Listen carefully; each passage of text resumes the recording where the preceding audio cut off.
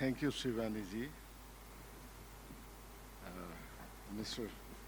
Mohan Oza, the Managing Director, Mr. Andres, IMF representatives, my colleagues from NRB, and all CEOs and representatives from the different financial institutions. I see only Andres is here, so all Nepali delegates. So I would like to deliver my speech in Nepali. If you don't mind, Andres, okay, fine. You understand Nepali. Since 2 years you are here, you understand Nepali. My colleague is there. Anyway, सबभन्दा पहिला त मोहनजीलाई म धन्यवाद दिन चाहन्छु।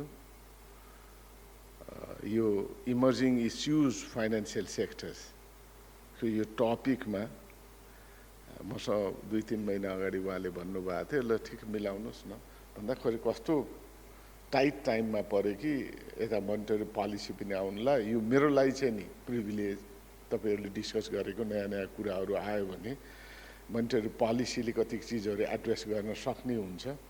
त्यो address गर्न सक्ने चिजलाई चाहिँ नि हामीले यो पनि मलाई एडभान्टेज हुन्छ, यहाँबाट यस्तो कुराहरू पनि एड्रेस गर्नुपर्छ फाइनेन्शियल सेक्टरमा। किन फाइनेन्शियल सेक्टरको एउटा मेजर ड्राइभर चाहिँ नि सेन्ट्रल ब्याङ्क पनि हो एज अ रेगुलेटर ब्याङ्किङ सेक्टरको। किन अहिले त बिमा, अब क्यापिटल मार्केट लगायतका नन फाइनेन्सियल इन्स्टिट्युसन्सहरू पनि छन् यहाँ, जसले नन फाइनेन्सियल इन्स्टिट्युसनमा अहिले पनि एटलिस्ट मोर देन 15% चाहिँ त्यो रेगुलेटरी सेन्ट्रल ब्याङ्कको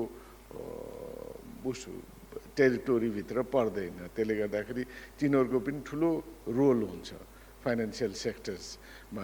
नेपालको त्यसमा पनि नेपाल जस्तो लिस्ट डेभलप कन्ट्री फाइनेन्शियल सेक्टरमा जुन मुभ अगाडि भइरहेछ हरेक तरिकाले, त्यसमा अब नयाँ नयाँ इन्स्ट्रुमेन्ट्सहरू पनि युज गर्नु परेको छ अहिलेको स्थितिमा। र अहिले सबभन्दा ठुलो च्यालेन्ज फाइनेन्शियल सेक्टरलाई वर्ल्ड वाइड, चाहे डेभलप कन्ट्री भन्यो चाहे लिस्ट डेभलप कन्ट्री भन्यो, वर्ल्ड वाइड फिनटेक हो, फाइनेन्शियल टेक्नोलोजी।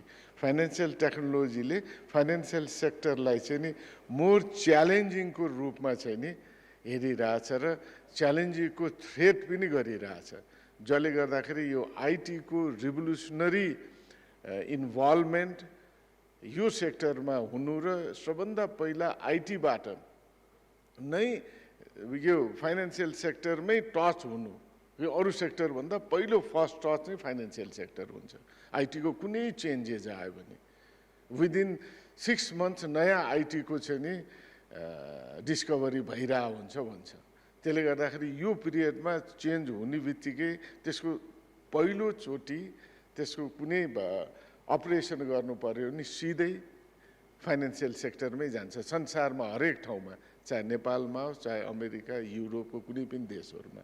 त्यसले गर्दाखेरि यो फिनटेकको फाइनेन्शियल टेक्नोलोजीमा यो आइटीको रिभोल्युसन र फाइनेन्शियल टेक्नोलोजीले जुन रिभोल्युसन चाहिँ नि यो सेक्टरमा ल्याइदिएको छ, यसले एक किसिमले हामीलाई सहज पनि बनाइदिएको छ भने अर्को हरेक मान्छेलाई च्यालेन्जिङ पनि छ। हरेक मुभमेन्ट त्यसमा पनि यसमा बिजनेस गर्नेलाई र यसलाई रेगुलेट गर्नेलाई चाहिँ सबभन्दा ठुलो च्यालेन्ज हो। अहिले हामी भर्खर इमर्जिङ इकोनोमी कि वर्ल्डको त्यति फास्ट टेक्नोलोजीको असर यहाँ केही समय अगाडि केही ब्याङ्कमा पनि पर्यो, ह्याक भयो, जसले गर्दाखेरि हामी एफएटिएफको मेम्बर भएको हुनाले हामी आफै सेन्ट्रल ब्याङ्कले विभिन्न ब्याङ्कहरू फाइनेन्शियल एक्सन टास्क फोर्सको मेम्बर भएको ब्याङ्कलाई लेखिसकेपछि ती ब्याङ्कहरूबाट त्यो ह्याक भएको जुन गएको पैसा रिकभर गर्न चाहिँ सफल भयो। जसले गर्दाखेरि हामी किन भनेर भन्दाखेरि यो टेक्नोलोजीको कुनै बाउन्ड्री हुँदैन, कुनै बार हुँदैन। त्यसले यो लिस्ट डेभलप, यो डेभलपिङ, यो हाइली डेभलप भनेर हेर्दैन, सबैलाई इक्वल ट्रिटमेन्ट गर्छ। यो इक्वल ट्रिटमेन्टमा हाम्रो जस्तो कन्ट्रीको बिजनेस पनि सफरर हुन्छ, रेगुलेटरलाई पनि सफरिङ गर्नुपर्छ र गभर्मेन्ट पनि सफरिङ र इन्डिभिजुअल पनि सफर हुन्छ। जहाँ जुन मुलुकमा फाइनेन्सियल सेक्टरलाई यति प्रेस गरेर फाइनेन्सियल सेक्टरको इन्भल्भमेन्ट, फाइनेन्सियल लिटरेसी अत्यन्त लो भएको ठाउँमा अहिले पनि तपाईलाई अहिले भर्खर 2-3 वर्षको दौरानमा सायद 60-65 पुग्यो होला। हाम्रो सेन्ट्रल ब्याङ्कको रिसर्च डिपार्टमेन्टले एउटा अनुसन्धान गरिरहेको कति पुगेछ फाइनेन्सियल लिटरेसी भन्दा bank population, specially bank population भनेर भन्दा योभन्दा अगाडि 2-3 वर्ष अगाडि 40 थियो, अहिले हाम्रो अनुमानमा 60-65 होला। अझ त्यसको रियल फिगर त केही समय लाग्छ आउन, हामीले गरि पनि रहेछौँ। यो गर्दाखेरि पनि त्यत्रो पपुलेसनको त्यत्रो भाग अझै चाहिँ नि ब्याङ्कमा छैन भनेको मतलब अहिले पनि 42%ले मात्रै ब्याङ्कबाट लोन लिन्छ, ब्याङ्किङ सेक्टर फर्मल सेक्टरबाट 52%ले जम्मा ब्याङ्कमा पैसा राख्छ। 20% एडल्ट्सहरू जति कमाउँछन् आफ्नो ब्याङ्कमा राख्दैनन्, खल्तीमै राख्छन्, खल्तीमै सिद्ध्याउँछ। यो खालको मेन पावर भएको सिचुएसनमा फिनटेकको पनि पोलिसीहरू ग्लोबल भिलेजमा भइसकेपछि टेक्नोलोजीको असरले चाहिँ नि यो पपुलेसनलाई पनि असर गरेको छ, हामीलाई पनि असर गरेको छ। जसले उनीहरूलाई पनि फोर्सफुली ब्याङ्किङ सेक्टरभित्र, रेगुलेटरी फ्रेमवर्कभित्र र फाइनेन्सियल फर्मल सेक्टरभित्र चाहिँ नि लिएर आउनु परेको छ। त्यो एकदमै ठुलो च्यालेन्जिङ हो हाम्रो जस्तो ठाउँमा, हाम्रो जस्तो देशमा, जसले गर्दाखेरि चाहिँ यो हामीलाई ठुलो च्यालेन्ज, जसले इन्टरनेसनली मुभ पनि हुनु पर्यो। ग्लोबल भिलेजमा बसिसकेपछि त्यो अनुसार हाम्रो एक्टिभिटिज पनि त्यो हुनु पर्यो र लोकली यो मासलाई पनि हामीले सम्बोधन गर्नु पर्यो। किन त्यो मास भनेको पैसा नभएको मास त होइन, तिनीहरूसँग पनि त पैसा छ नि, पैसा छ तर उनीहरूलाई यो पैसा राख्ने ठाउँ थाहा छैन, यो पैसाको उपयोग थाहा छैन। पैसा त चाहिएको छ सबैलाई, पैसाको उपयोग थाहा छैन, राख्ने ठाउँ थाहा छैन, पैसालाई कसरी फाइनेन्सियल म्यानेज गर्ने भने जो फाइनेन्सियल म्यानेज गर्यो त्यही त हो धनी हुने। जसले फाइनेन्सियल राम्रोसँग त्यसलाई भनौँ न त्यसको बारेमा अध्ययन गरेर अगाडि गऱ्यो त्यही इन्स्टिट्युसन अगाडि बढ्ने हो। फाइनेन्सियल म्यानेजमेन्ट गर्न सकेन भने त मान्छे व्यक्तिको पनि सिद्धियो, मुलुक पनि सिद्धियो संसारमा। फाइनेन्सियल म्यानेजमेन्ट भने त्यति इम्पोर्टेन्ट हो। संसारमा जति पनि धनी देशहरू छन् फाइनेन्स म्यानेजमेन्ट गरेर नै उनीहरू धनी भएका हुन्। हामीले सुन्छौँ नि, तपाईँलाई यो मैले हामीले सुन्छौँ नि, ओहो फलानु त कस्तो धनी थियो पहिला, कस्तो उसको त बाउ बाजे बराजु यस्तो भयङ्कर पैसा भए मान्छे, अहिले खत्तम बाटोमा मजाले हिँडिरहेछ, खै उसको त सब सम्पत्ति सिद्धियो भन्यो त उसले म्यानेज गर्न सकेन। भएको पैसालाई राम्रो सही रूपमा चाहिँ नि उपयोग गर्न सक्यो, लगानी गर्न सक्नु पर्यो, त्यसलाई उपयोग गर्न सक्नु पर्यो। त्यो हामी गर्न सक्दैनौँ, जान्दैनौँ, थाहा छैन, फाइनेन्सियल नलेज छैन, फाइनेन्सियल लिटरेसी निल छ, फाइनेन्सियल म्यानेज गर्न सकेका छैनौँ। हाम्रो बिजनेस कोल्याप्स हुन्छ भएको भए, ब्याङ्कबाट लिएको पैसा हामीले तिर्न सक्दैनौँ। किन फाइनेन्सियली, किन बिजनेस मात्रै त्यो त्यही हो। फाइनेन्सियल बिजनेसलाई टार्गेट गरेर लगाएको पैसा बिजनेस कोल्याप्स, किन फाइनेन्सियल म्यानेजमेन्ट जान्यो भने बिजनेस कोल्याप्स हुन धेरै गाह्रो हुन्छ। र जुन देशमा फाइनेन्सियली राम्रो म्यानेज गर्न त्यो मुलुक अगाडि, भारत के हो किन मुभ भएको छ फाइनेन्सियल म्यानेजमेन्टमा एकदमै राम्रो छ। चीन किन अगाडि गएको छ फाइनेन्सियल म्यानेजमेन्टमा, त्यहाँको चाहिँ बिजनेसदेखि लिएर सबै चिज राम्रो छ। नेपालको के छ भनेर भन्दा फाइनेन्सियल म्यानेजमेन्ट छैन। अहिले पनि इन्डिभिजुअल बिजनेसको आधारमा इन्डिभिजुअल बिजनेस हाउसहरू डोमिनेटेड, फाइनेन्सियल म्यानेजमेन्ट छैन, ब्याङ्कबाट पैसा ल्याउँछन् डुबेको कुरा सुनिन्छ, हामीलाई नै फिल हुन्छ कति चिजहरू। कस्तो यति सानो कुरा पनि नजानेको जस्तो लाग्छ। सेन्ट्रल ब्याङ्कले त क्लोजली वाच गरिरहेको हुन्छ फाइनेन्सियल सेक्टरमा। यही चिजलाई म्यानेज गर्ने त मान्छे अरबपति भएरै बिजनेस त गर्दैन, नाङ्लोबाट अरबपति हुने हो। चाहे तपाईँले ठुल्ठुला वारेन बफेटदेखि लिएर सबै यी के हुन्, केएफसीको त्यो बुढो मान्छे यत्रो जुङ्गा गर्यो के थियो, सानो चिज म्यानेज गर्दै कसरी जाने हो। त्यो पैसालाई कसरी लगानी गर्ने र उपयोग गर्ने तरिका हो। कुन ठाउँमा सही, राइट ठाउँमा।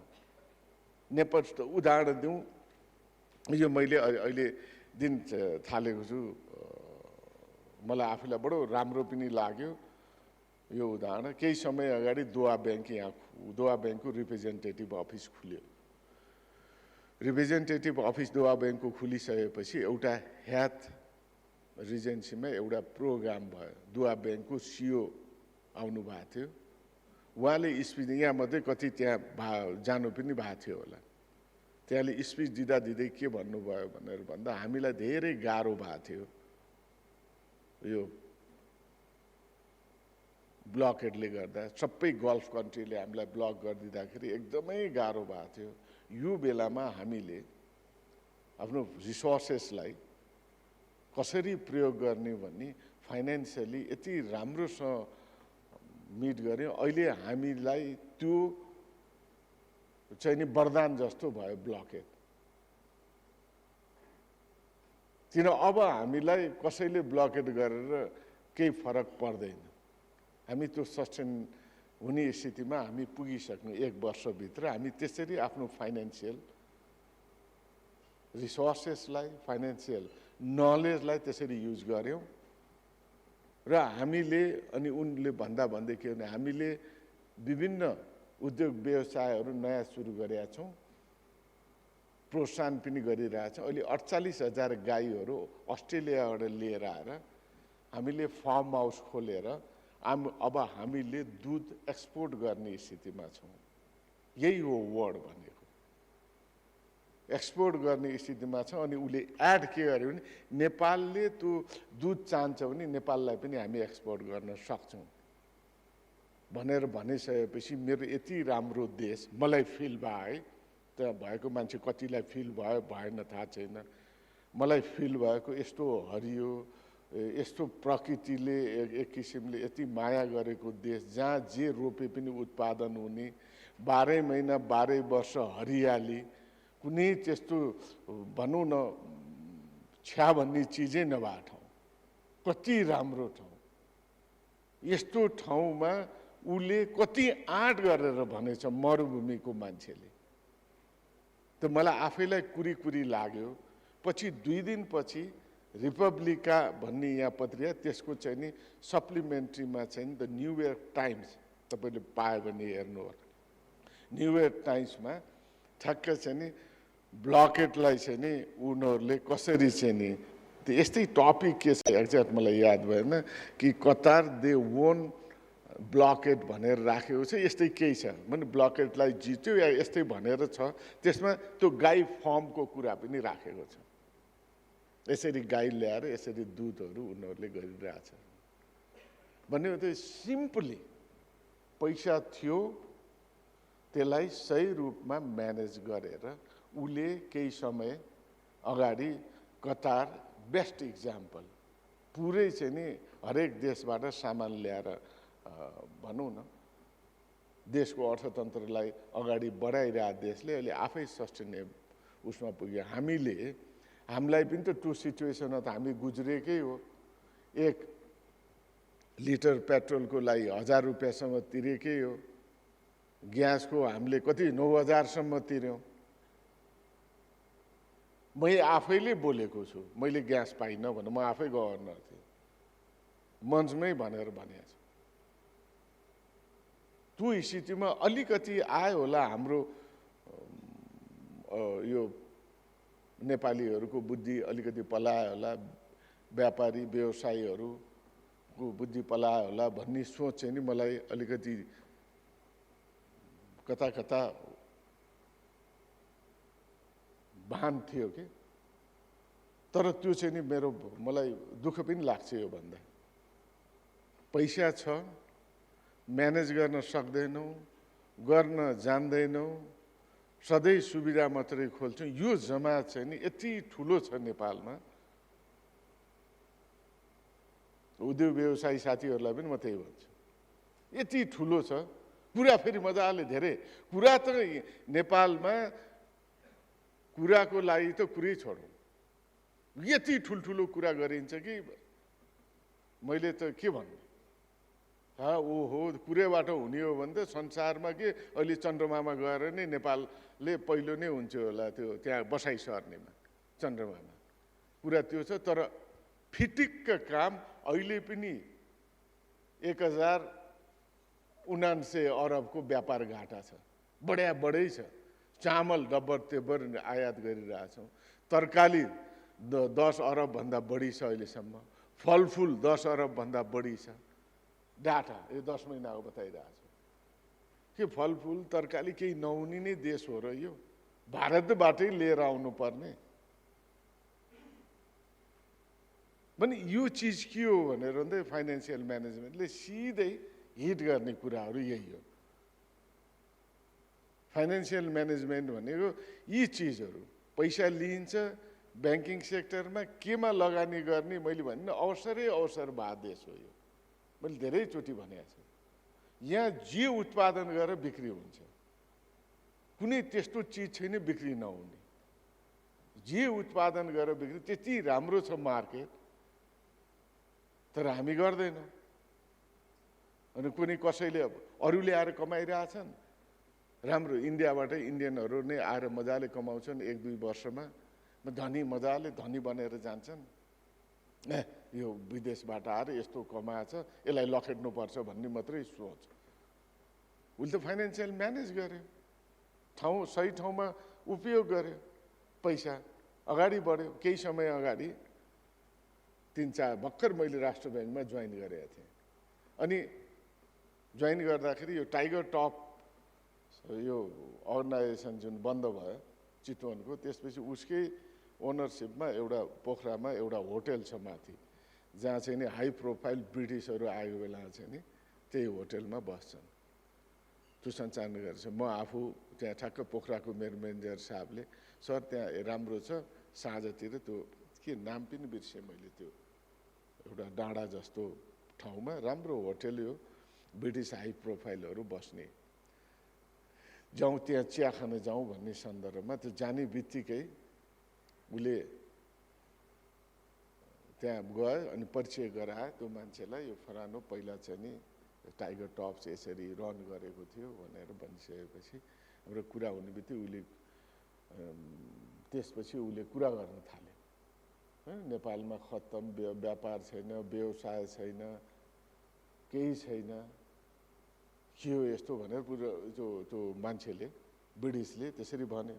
म चुप ला सुनिरहेँ। अनि त्यसपछि मैले लास्टमा चाहिँ सोधेँ मैले उसलाई, उसको कुरा सिद्धिसकेपछि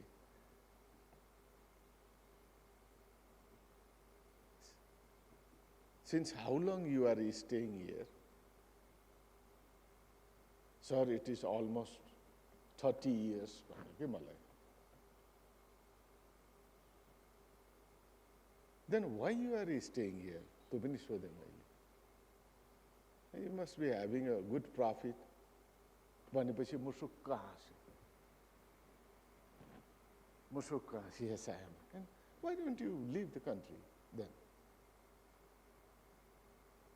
No, sir, no, just I'm saying that people, Nepali people come and say to me, there is no environment, no nothing, no laws, no bylaws, so they say me and just I'm conveying. हामी नेपालीहरू नै आफैले विदेशीलाई त्यसरी बताउँदा रहेछ।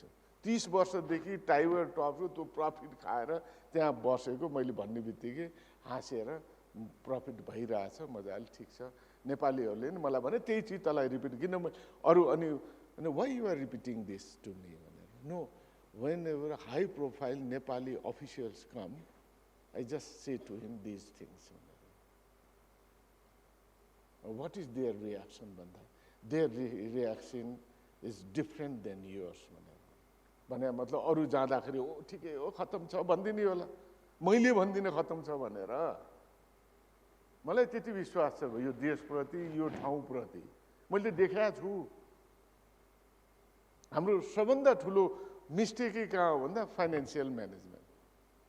Financial management भन्दा अब नगर्दाखेरि के भयो भनेर भन्दाखेरि अनि हामी आफै विदेशीलाई खतम छ, ठाउँ छैन। यो जुन देशमा भर्खर संविधान बन्यो, संविधान भनेको मूल कानुन हो, त्यही संविधानलाई आधार बनाएर विभिन्न सङ्घ संस्थादेखि लिएर मन्त्रालयदेखि लिएर अरू संस्थाहरूको एक्ट बन्छ। ल बन्ने त्यही हो, मेन ल बल्ल बनेको छ। यत्र साना साना लहरू बनिरहेछन्, कतिको त अहिलेसम्म पनि बनाउनु भनेर प्राइभेट सेक्टरले भनेको छ, एक्टहरू बनेकै छैन। कति सहिलो छ काम गर्नु, एक्ट छैन, केही छ, त्यति भर्जिन छ एरियाहरू।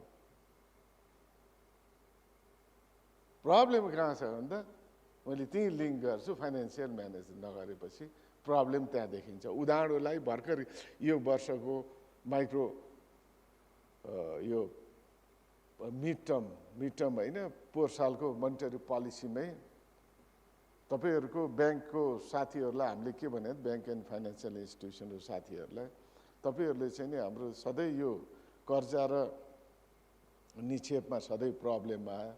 अब कति निक्षेप तपाईँले कलेक्सन गर्न सक्नुहुन्छ, कतिसम्म कर्जा लगानी गर्ने, त्यो प्लान पेश गर्नुहोस् भनेर सिओ साहबदेखि लिएर उहाँ बोर्डबाट पास गराएर पेश गर्नुहोस् भन्दा यसरी पेश गरे कि अहिले पनि हेर्नुहोस् पढे लेखेका हाइली क्वालिफाइड राम्रो मेन पावर भएको ब्याङ्किङ सेक्टरमा सुत्दा त्यो फाइनेन्सियल म्यानेजमेन्ट त्यति विक। अहिले पनि 10औं महिनामा क्रेडिट ग्रोथ 21, जबकि हाम्रो टार्गेट हामीले 20 भनेका छौँ, जबकि 5औं महिनामा त कति थियो भनेर भन्दा 24% थियो क्रेडिट ग्रोथ।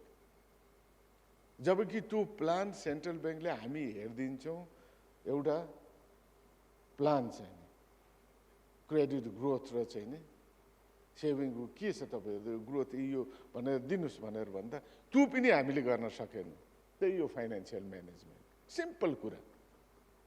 ठुल्ठुलो पैसा म्यानेज गर्ने भन्ने र सिम्पली त्यही, त्यत्रो पैसा अब त्यो लिएर आएर कति लिन्छु, कति लगानी गर्छु भन्ने सबभन्दा क्वालिफाइड ह्युमन रिसोर्सले गर्न सकेका छैन। यहाँबाट के एक्सपेक्ट गर्ने? अनि यो देख्दाखेरि अनि दुःख लाग्छ कि ब्याङ्कको साथीहरूलाई दुःख लाग्छ, सेन्ट्रल ब्याङ्कलाई यति दुःख लाग्छ। अब यसलाई कसरी राइट ट्र्याकमा ल्याउने भने हामीले सोध्नुपर्ने भएको छ। फाइनेन्सियल म्यानेज त उसले पो त गर्ने, उसको इन्स्टिट्युसनको, सेन्ट्रल ब्याङ्कले गरिदिनु त होइन। फाइनेन्सियल म्यानेज गर्दाखेरि त्यो एउटा कम्पोनेन्टलाई नै हामीले कसरी नेग्लेक्ट गऱ्यौँ, कसरी गर्न जानेका रहन्छौँ, जसले गर्दा सधैँ हामीलाई 3 वर्षदेखि त छँदैछ। जब हामीले देखिरहेछौँ नयाँ खालको बिजनेस ग्रो भइरहेछ, बिजनेस ग्रो र इकोनोमीको नेटवर्क बढेको छ, इकोनोमिक स्केल बढेको छ, बिजनेस ग्रो भइरहेछ। यो स्थितिमा 3 वर्षदेखि ग्रोथ मजाले 6% भन्दा माथि भएको छ। अब त हामीले भन्न आइएमएफ स्वयंले नै 6.5% भनिदिइसक्यो नेपालमा पहिलोचोटि, विदेशीले पनि 3 चोटि लगातार कि नयाँ नयाँ बिजनेस ग्रो भइरहेछ। यो देखिरहेछौँ हामीले, लगानी हामीले गर्न सकिरहेको छैन, हाम्रो फाइनेन्सियल उसमा छैन। जब जुन चिज हाम्रो पकडमा छ हामीले गर्न सक्छौँ त्यही नै गरेका छैनौँ। यो त हाम्रो इन्टरनल च्यालेन्ज भयो। यी चाहिँ बताएको एउटा सानो उदाहरण मात्रै दिए तपाईँहरूलाई। एक्सटर्नल च्यालेन्ज त फिनटेकको त्यो मलाई त यस्तो डर लाग्छ त्यो सुन्ने बित्तिकै। आइटीमा अहिले मेजर च्यालेन्ज भनेको आइटीको मा लगानी एकदमै बढी हुनुपर्छ। ब्याङ्किङ सेक्टरको आइटी डिपार्टमेन्ट खोलेर हामीले आइटी अडिटको लागि पनि भनेका छौँ, डिपार्टमेन्ट सबै त्यो आइटीमा एकदमै धेरै लगानी हुनुपर्छ। जसले गर्दाखेरि अहिले डेभलप कन्ट्रीहरू, अमेरिकाले त अहिले मर्जको लागि उसले मर्जिङ इयर भनिरहेछ ब्याङ्कहरूको 2019 लाई। कारण एउटै, आइटीको हाई कस्ट भयो, जसले गर्दा 3-4वटा ब्याङ्कहरू मर्ज भयो भने आइटीको कस्ट रिड्युस गर्न सकिन्छ। र इन्ट्रेस्ट रेट अहिलेको स्थितिमा नेपालमा भने अरू ठाउँमा म्यासिभ फ्लक्चुएट भयो। त्यसको इन्ट्रेस्ट रेट फ्लक्चुएट हुनुमा पैसाको मुभमेन्टलाई कन्ट्रोल गर्न ब्याङ्किङ एक आपसमा मर्ज हुने। 8-10वटा ब्याङ्कमा पैसा ट्राभल गर्थ्यो भने 3-4वटा ब्याङ्कमा मात्रै पैसा ट्राभल सीमित भयो भने इन्ट्रेस्ट रेट्समा पनि केही हदसम्म कन्ट्रोल गरेर स्टेबिलिटी आउँछ भनेर। त्यस्तो खालको एक्सटर्नल फ्याक्टरको असर त फाइनेन्सियल सेक्टरमा छँदै, त्यसमा त हामीले सोचेका छैनौँ। इन्टरनल यति सिम्पल कुरालाई हामीले म्यानेज नगरेर फाइनेन्सियल अब यति ठुलो र यति भयङ्कर टपिक, यो त हाम्रो कहाँ हराउँछ हाम्रो जस्तो देशमा। हामी सोच्न पनि त्यो के हो यो भन्ने चिजमा चाहिँ हामी कति सोच्न सक्छौँ। त्यसले गर्दाखेरि यो फाइनेन्सियल म्यानेजमेन्ट, फाइनेन्सियल च्यालेन्जेसहरू नेपालमा, नेपाल जस्तो देशमा एकदमै बढी छ, एकदमै बढी छ। किन? फिनटेकको कारणले, आइटीको रिभोल्युसनले यसलाई चाहिँ नि एकदमै असर गरेको छ।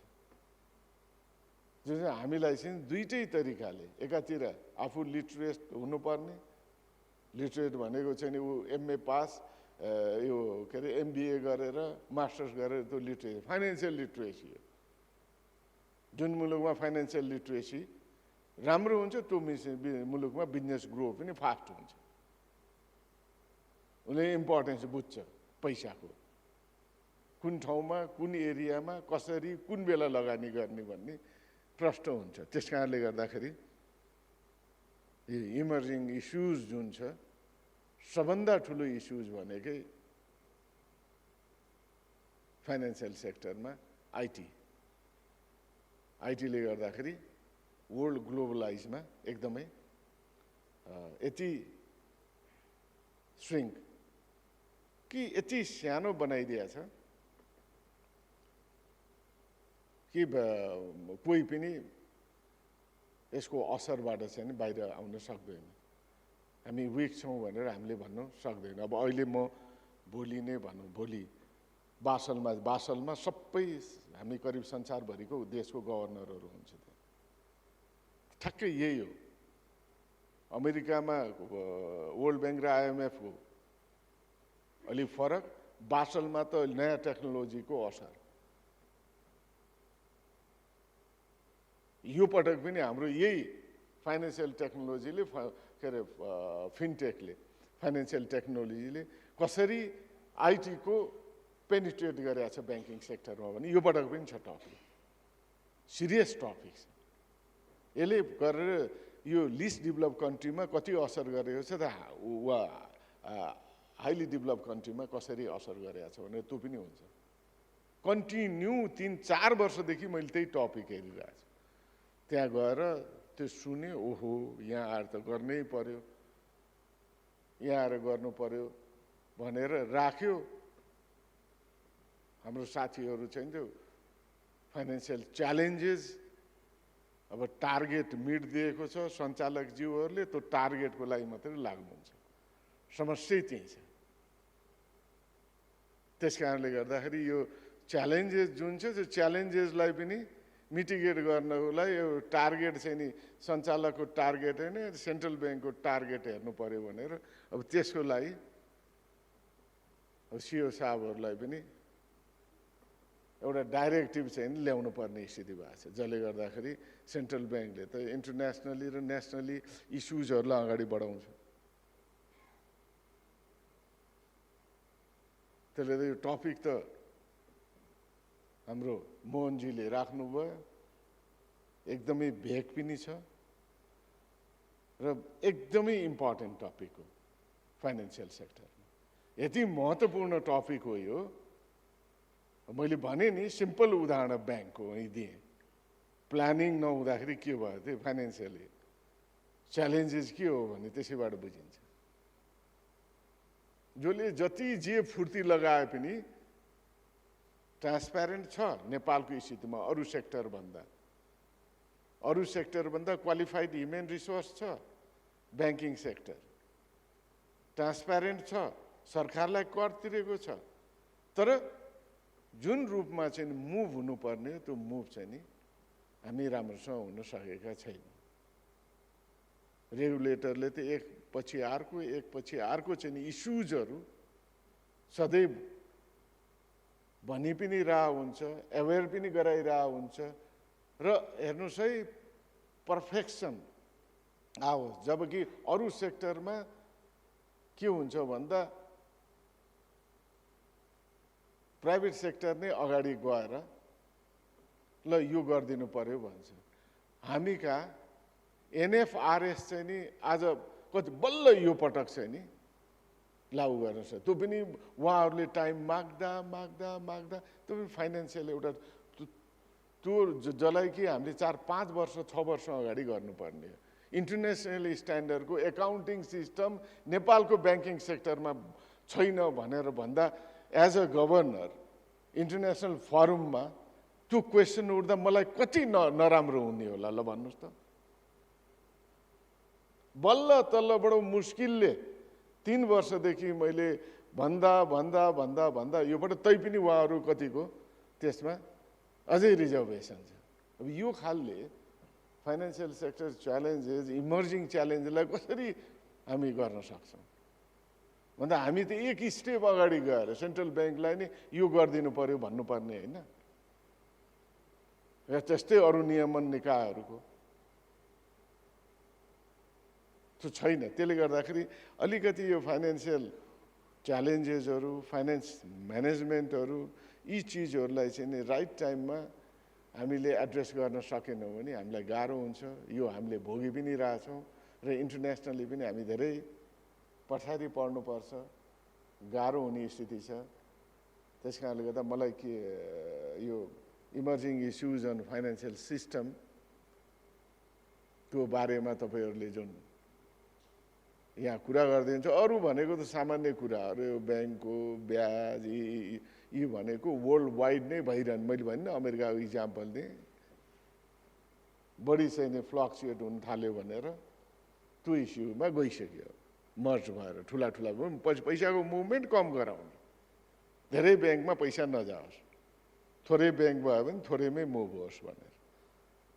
त्यसले गर्दा अरू भनेको त म्यानेज गर्ने, अरू भनेको त इन्टरनल कुराहरू र सबभन्दा ठुलो च्यालेन्ज अहिलेको स्थितिमा नेपाललाई भनेको आइटीको असर चाहिँ म चाहन्न जान्न भनेर भन्न मिल्दैन। त्यसले गर्दाखेरि आइटीमा फाइनेन्सियल सेक्टरको चाहिँ नि ठुलो लगानी चाहिँ हुनुपर्छ भन्दै यस प्रोग्राममा मलाई बोलाएर केही शब्द इमर्जिङ इस्युज नेपालको सन्दर्भमा र इन्टरनेसनली नै मैले भने इन्टरनेसनली इस्युजहरूको बारेमा र केही फाइनेन्सियल म्यानेज गर्दाखेरि मुलुक अगाडि बढ्न सक्छ भन्ने कुराहरू चाहिँ नि मेरा केही विचारहरू यहाँ राखेँ र मलाई बोलाउनु भएकोमा म मोहनजीलाई र यो संस्थालाई हाम्रो ग्रोथ सेलर प्राइभेट लिमिटेडलाई हृदयदेखि आभार व्यक्त गर्दै हामीले मोनिटरी पोलिसी बनाउँदैछौँ। त्यसमा केही इस्युजहरू तपाईँहरूले नयाँ पाउनुभयो भने त्यो हामीलाई दिनुहुन्छ भन्ने मैले विश्वास लिएको छु। धन्यवाद।